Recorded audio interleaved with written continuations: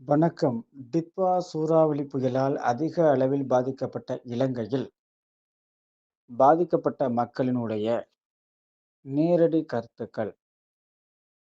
அண்டை நாடான இலங்கையில் அண்மையில் அடித்து துஷ்நாசம் செய்த டிட்வா சூறாவளி புயலால் பாதிக்கப்பட்டுள்ள பொதுமக்கள் நிவாரண முகாம்களில் தங்க வைக்கப்பட்டு, நிவாரணப் பொருட்கள் வழங்கப்பட்டு, அரசு கவனத்தை ஈர்த்துள்ள நிலையில், நுவரெலியா மாகாணத்துக்கு உட்பட்ட இராகலை அருகே திக்கன குபுகரணை என்னும் பகுதியில் சுமார் 60 சிங்கள குடும்பங்கள் செய்வதறியாது தவித்து வருவதாக தகவல்கள் வெளியாகியுள்ளன.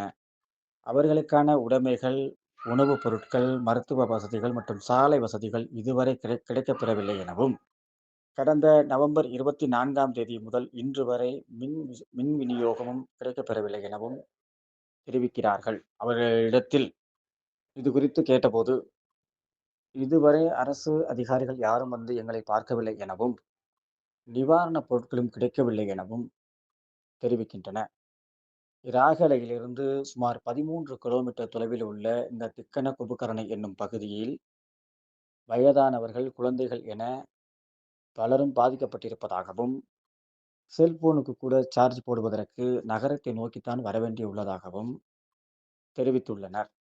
இலங்கையை பொறுத்தவரை பல்வேறு உலக நாடுகள், குறிப்பாக இந்தியா தனது முழு பங்களிப்பையும் ஆற்றி வரக்கூடிய ஒரு சூழலில், பல்வேறு நகரங்களுக்கான சாலைகள் ஒரு வழிப்பாதையாகவும் மாற்றி அமைக்கப்பட்டிருப்பதோடு, பல்வேறு தரப்பினரும் தங்களால் இயன்ற உதவிகளை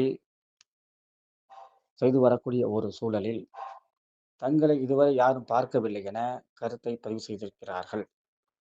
சுமார் 60 குடும்பங்களுக்கான வீடுகளும் சேதமுற்றிருப்பதாகவும், இதுவரை கிராம உத்தியோகஸ்தர்கள் கூட வந்து பார்க்கவில்லை எனவும் தெரிவிக்கின்றனர். இலங்கையினுடைய அதிபர் அனுரகுமார திஸநாயக்க நேற்று நுவரெலியா மாகாணத்திற்கு வருகை தந்திருந்த நிலையில், அதிகாரிகளுடன் கலந்தாலோசனை நடைபெற்றது என்பது குறிப்பிடத்தக்க ஒன்றாகும். எனவே இவர்களுக்கான சகல வசதிகளும் உடனுக்குடன் கிடைக்கும் என்பது அரசு முன்னெடுக்குமா என்ற கேள்வியும் எழுந்துள்ளது. அரசு மலர் செய்திகளுக்காக இலங்கையிலிருந்து குமுதா சுகுமாரன்.